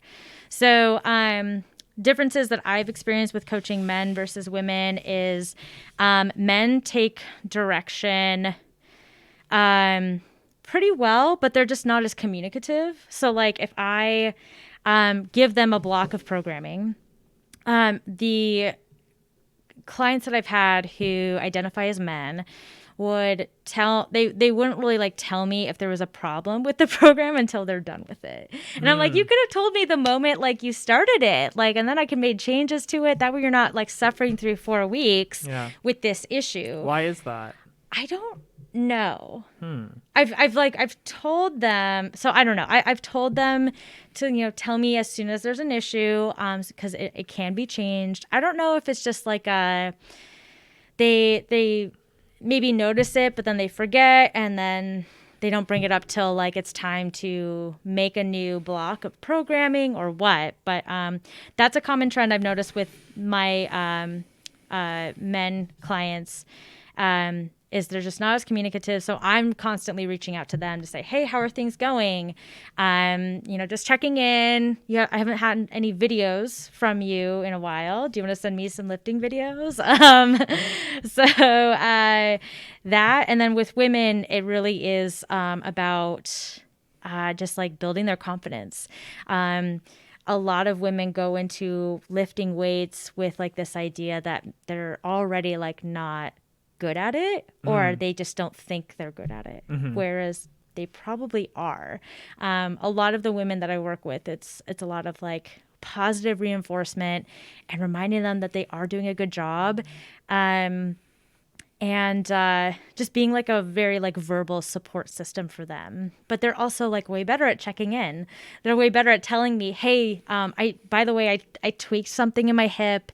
I don't want to be a big burden on you. And I'm like, no. Thank you for telling me. Thank you for telling me and not trying to push through it for 4 weeks. Let's work around it. Let me make some changes to your program. And that's really helpful. This is an interesting topic because it really branches outside of exercise and gets down to like, why are women better at communicating than men, or more open to communicating than men in general? And I wonder, it's like, is that a nature or a nurture thing? I don't know. It's strange. I don't know either. But it's interesting that those are some of the differences that you've noticed. What about programming differences between men and women in strength athletes? What does that mean? So what that question is getting at is, when coaches put together like a workout routine for a client, especially like a strength athlete, there's usually like a plan that's laid out for in the future. It's not just like, hey, here's today's workout. And then the next day, client says, hey, I'm ready to work out. Okay, here's today's workout. It's nothing off the fly. It's all like pre-planned and programmed in a way where we're either progressing the weights or the volume in a way that pushes their body and progresses them towards more strength. So there's ways to do this. It's either by changing the amount of weight that they're lifting, changing the number of sets that they do, or the number of reps per set that they do. So with those factors in mind, you can really change and play with the program that they're doing in order to progress that client. And so what they mean by program and considerations is when I'm setting up a 4-week block of program of workouts for a client, how does that differ between my clients who are men and my clients who are women? And for simplicity's sake, I'm going to defer to my clients who are men as cis men and my clients who are women as cis women, because athletes who are non-binary and trans, They are usually, not usually, I mean, some trans athletes are on hormones, which will change the way that I program for them. And then with non-binary clients, it does take into account their biological sex. Okay. And how they might respond to different program considerations. So, interesting. For my male clients, my cis men clients, versus my biological female, cis women clients, the science says women can handle more volume and more work compared to men, cis men. So when I am creating programming for females, I will typically have them spend more time with in lower weights and then more reps and more sets compared to my male clients. And the reason why is because my female clients can recover incredibly quick when they're doing more work compared to my male clients. So my male clients can handle higher weights, but they can only do the higher weights for less reps and less sets. Mm-hmm. Whereas my female clients can do solid weight, but they can do weights for more reps and more sets. They recover quickly. Okay. So in terms of that, the volume and intensity, the volume is higher usually for my female clients, and the intensity is usually higher for my male clients. Intensity means like weight, objective weight being used. Okay. Now, when it comes to peaking for a powerlifting meet, aka getting ready to lift, the most weight you can lift for one rep, that can, in my experience, has varied a lot. Some of my female clients, they benefit from peaking very slowly, as in we are building to a higher weight for a longer amount of time. And then I have a couple clients who benefit from a quick peak where we just ramp up to higher weights immediately and they're fine. They accommodate the weight really well. And with the amount of rest and recovery that they have between workouts, when I increase their intensity and lower the amount of reps and sets that they're doing, their bodies respond well and their strength just is there. It's ready to pull the amount of weight that we are kind of hoping and projecting for. So it really varies. It can really vary a lot from athlete to athlete. Yeah, it sounds like there's a lot of variables involved, and it's interesting that you're thinking about all these variables, and these are things that people probably just they probably, it's probably a lot more different than people understand that aren't involved in the way that you are. But wow, okay.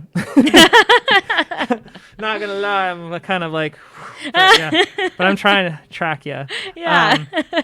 Another question from social media. This is not me saying this. It says, "Are you single?" I think I don't know who that's from. It's my boyfriend. Hi, Josh. So I guess that answers that. Next question. What is the best way to incorporate vegetables for someone who hates vegetables? Oof, yeah, that can be super tough. Great questions here. Yeah, I am also not someone who loves vegetables, but damn, those Costco packs though are so good.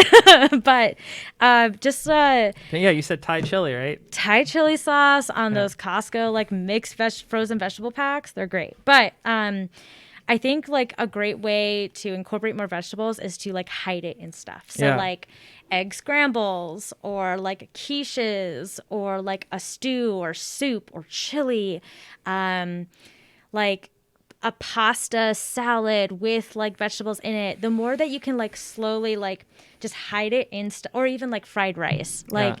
One of my favorite hacks for fried rice is buy the Trader Joe's frozen chicken fried rice pack. Get extra chicken though and throw it in that pan, and then get extra frozen peas and carrots and throw it in that pan too.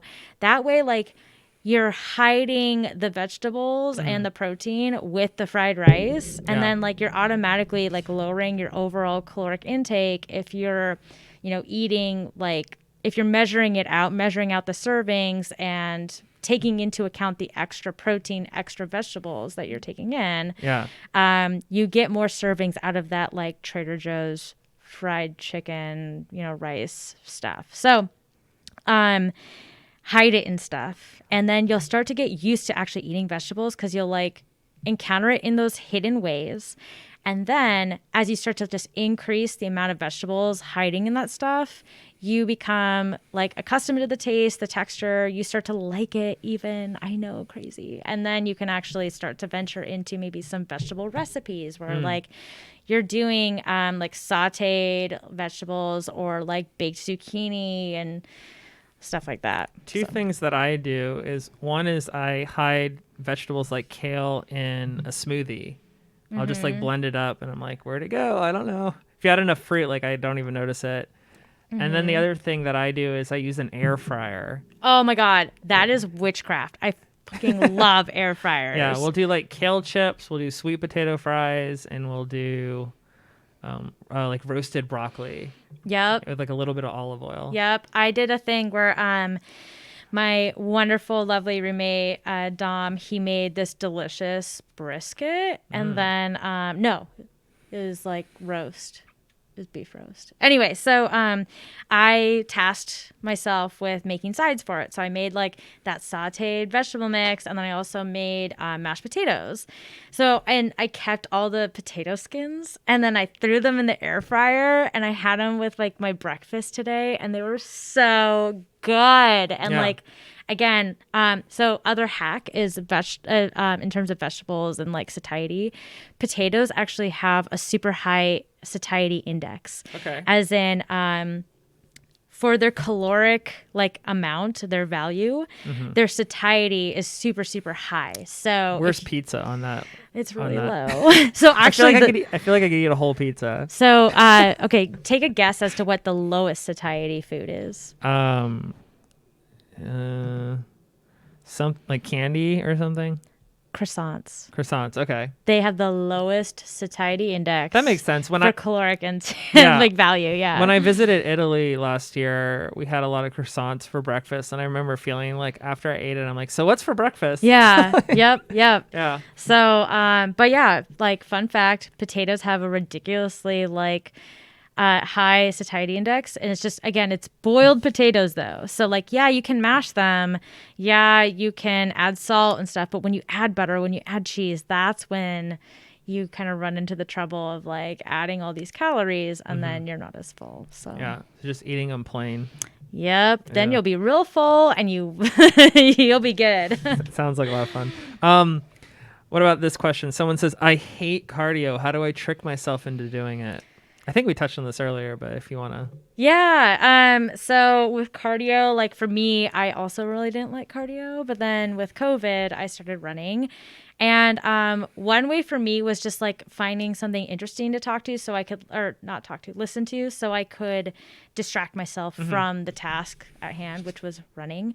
So I listened to a lot of audiobooks, huge fan of that. And then for me, switching up how I was running, like the goal that I had in mind for that run was really helpful. So like one day I would make a goal of, I'm going to run 3 miles. The next time I would run, I'm like, all right, I'm going to run for 30 minutes. So when you start changing up those goals, what you find out, like, or at least what I found out was like, okay, I ran 3 miles. Cool. Got that done.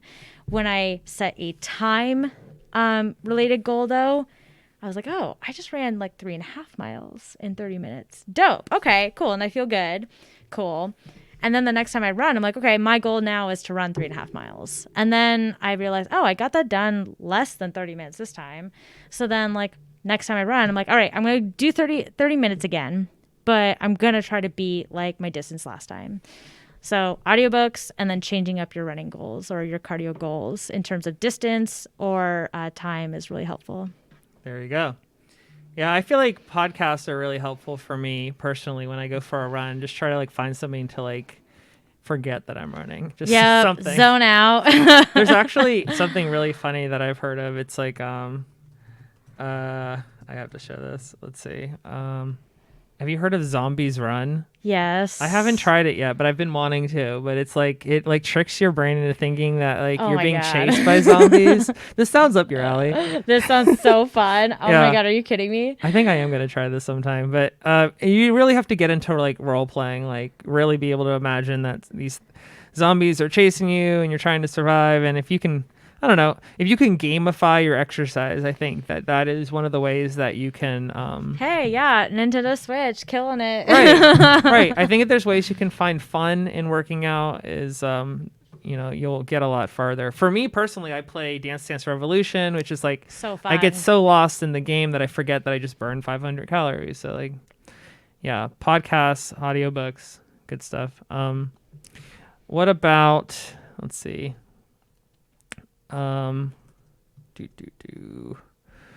Favorite protein powder. Oh God. So I actually don't really drink protein powder anymore. Oh, So I why don't. is that?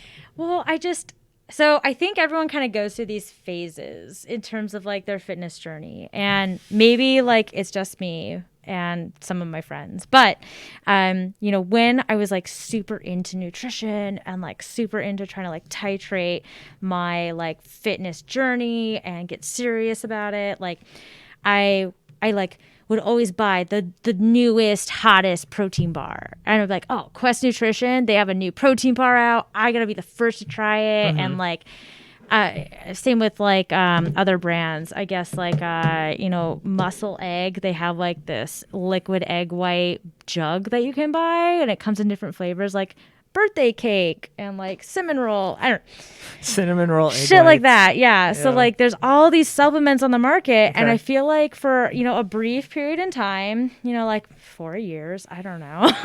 I wanted to like, I was super into like, I had like a protein bar drawer that like, and then like me and my friends we'd flex on each other with like, oh, what protein bars do you have in your drawer and stuff. And like, like, I don't know. It's just like a weird thing to like become obsessed about. Uh-huh. And so once like Everyone's got something, I guess. yeah, you gotta like find some kind of like weird thing about the thing that you're doing to like, I don't know, separate yourself. But for me, I went through that phase, and I just like don't drink whey protein anymore. I like food. I like real food. I don't want to waste my calories on a fucking disgusting, overly sweet, chalky ass protein shake when I could have grilled chicken and barbecue sauce or Because you're missing out on the experience of eating. yeah. I think something that like I don't like about the fitness industry, and I think you touched on it earlier, is like this idea that like food is fuel, and like no, it's not fuel. There's like a lot of like emotional and cultural ties to food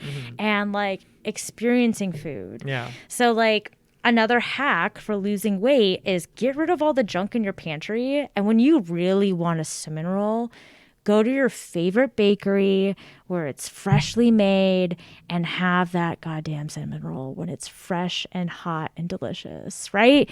Don't go to Costco. Don't like buy like something at Safeway. Like have a really good cinnamon roll that was like, made by your mom, made at like your favorite bakery, whatever. And then really enjoy it, because then you get like a lot of satisfaction out of it. And then also it's not in your pantry. It's something that like is an experience. And then you had your cinnamon roll, you're good. You got it out of your system. Got it out of your system. Yeah. And then you can go back to like, eating however you're trying to eat. This makes me think of one of my favorite movies, The Matrix, and there's this scene in this movie where they're eating tasty wheat. It's this like What?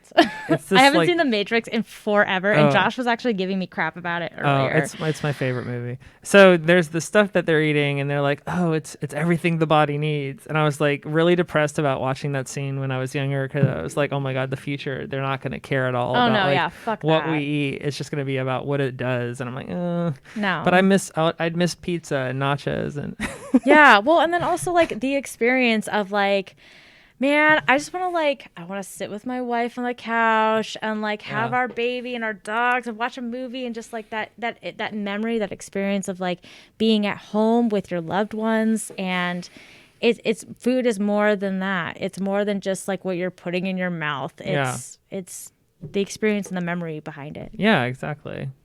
And the smell and the taste and the people you have it with, and the cultural significance. And So I hate that the fitness industry tries to push that narrative of no, you just got to choose. You got to make the right choice. And I also really don't like that narrative that they try to push with people who are trying to lose weight is, they're lazy or they have no self-control. It's no, bro, have you had poutine? It's fucking delicious. But also, I have this great memory of the first time I had it with my boyfriend, and we were at this bar, and I just, there's a lot of emotional tie to food, and I think it's really naive to ignore that.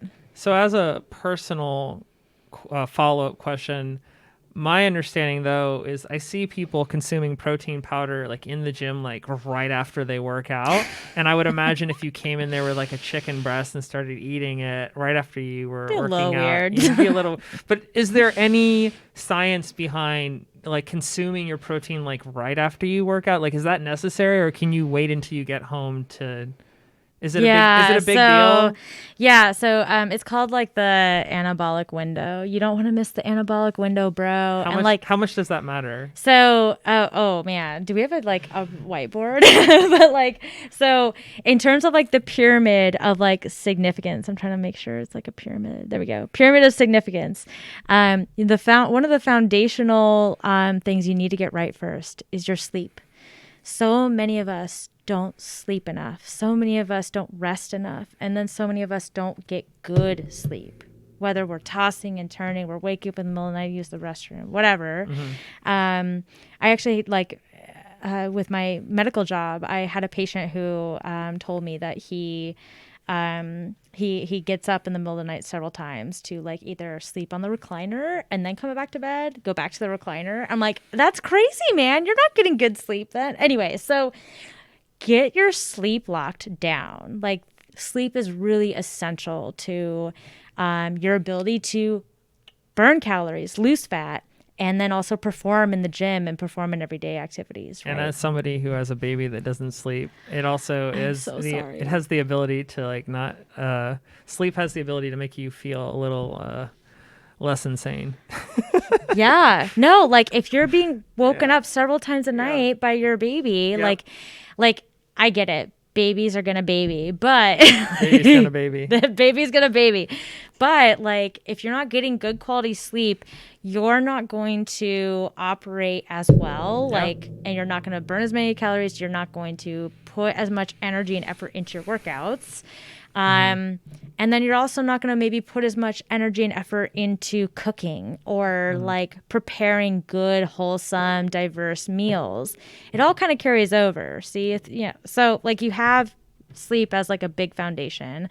And then on top of that, I'm trying to think I think after that would probably be just plain nutrition, making sure you're getting enough protein, fiber, and getting a diverse amount of vegetables, so you're getting your micronutrients, your vitamins and minerals. Then after that, some kind of activity. And then after that would probably be consistency of that activity. So yes, maybe you're moving and you're working out a couple times a week, but ensuring that you're pushing yourself and you're progressing in that activity.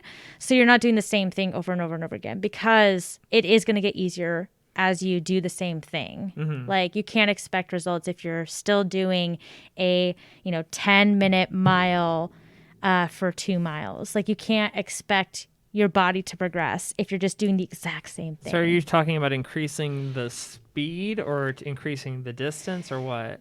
Both. If we're talking about running. I mean, if you're talking about running, both. Or changing up your route in general so it doesn't look the same. No, just increasing the difficulty, the speed, the distance.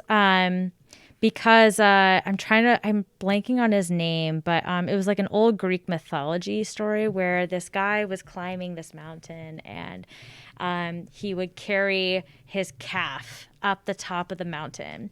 And it's actually a really good example of progressive overload as a way to continue progressing.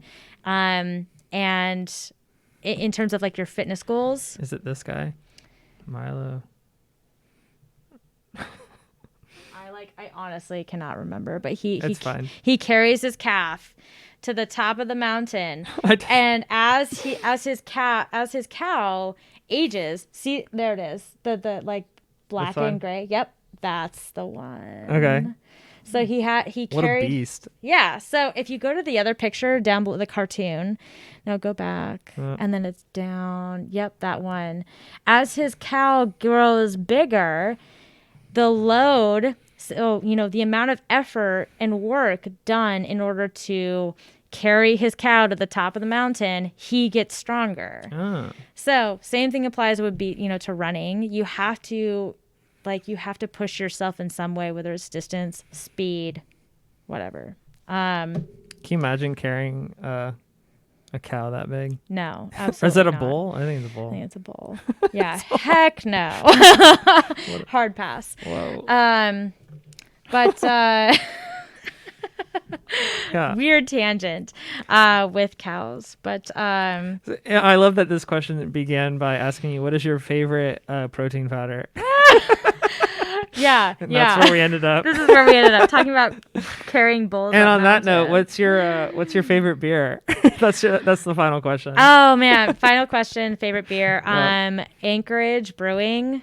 They have a really good imperial pastry stout called Blessed.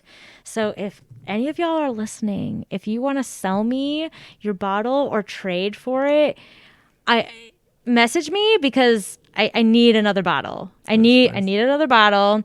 Yeah, they're up in Anchorage. They're a fantastic brewery. They have amazing IPAs, amazing stouts, amazing barley wines. I love their beer. And I need another bottle of Blessed. There we go. Need. Okay. She's putting it out there. It'd be amazing if you got it. Oh man, I need another bottle. You don't understand. It's so good. I love it. Not everyone loves stouts. I get it. Not everyone loves, really strong and sweet stouts, but that's my jam. Well, Sarah, I want to thank you for being on the show. We've talked about a lot, and I think that a lot of this information will be really helpful to all the people out there trying to lose their COVID-19. And if any of you that are out there are interested in fitness or nutrition coaching, you can check out Sarah's website, strengthandscience.com. And if you are interested in a workout program, you can send her a message on her Instagram. It is Sarah C. Moorman. Give her a search. Sarah, is there anything else that you would like to say to our viewers out there before we go? I guess one of the common messages I've been sending to a lot of people during this time is, we are in a viral pandemic with a lot going on in terms of like social politics and changes. And we have a really stressful election coming up.